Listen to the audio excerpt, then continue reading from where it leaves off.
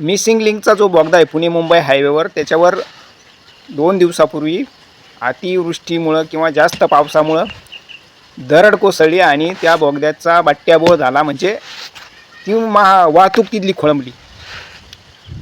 आणि मग देवेंद्र फडणवीस यांच्यावर 40% कमिशन खाल्ल्याचा आरोप झाला. मग कॉन्ट्रॅक्टरांनी पण सांगितलं होतं की 50% पर्यंत कमिशन द्यावं लागतं, तेव्हा कुठंतरी कामं मिळतात.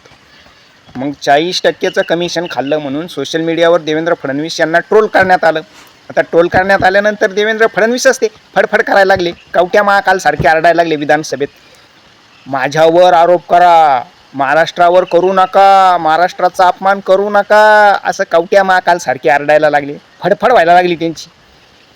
आणि ते स्वतः ज्यावेळेस विरोधी पक्षात होते त्यावेळेस ते काय सांगत होते बघा. ऐसे कुछ भाड़े के टट्टे इस मिसिंग लिंक के बारे में भी पैसा ले लेकर सोशल मीडिया पर लिख रहे थे. उनको भी कह देना चाहता हूँ, अगर महाराष्ट्र का अपमान करोगे छोडूंगा नहीं. खरं म्हणजे तुम्ही असं म्हणता की आमच्यावर टीका करा पण महाराष्ट्रावर करू नका.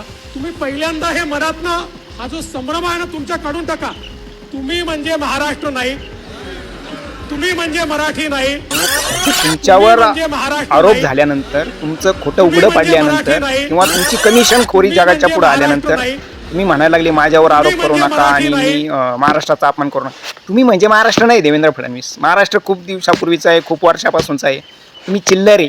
5 वर्षासाठी सत्ता करायला आली आणि तुम्हाला सत्तेचा अहंकार झालाय, सत्तेचा माज आलाय तुम्हाला.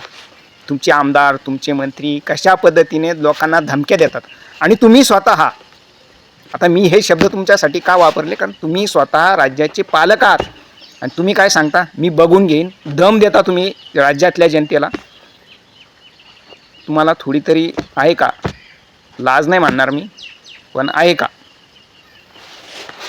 म्हणजे तुमच्यावर आरोप झाल्यानंतर तुम्हाला महाराष्ट्र आठवतो आणि तुम्ही महाराष्ट्राच्या आड लागता.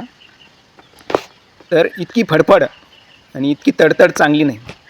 सत्ता ही जात असती, आज आहे उद्या नाही. तुम्ही फक्त दुसऱ्यांना सोशल मीडियावर भाडेके टट्टू वगैरे जे म्हणता ना, हे तुम्ही पाळलेले लोक आहेत.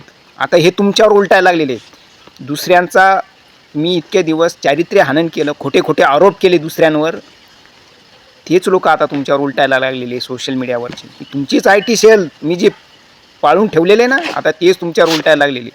सुरुवात झालेली आहे आणि म्हणून तुमची तडतड व्हायला लागली आणि म्हणून तुमची फडफड व्हायला लागली.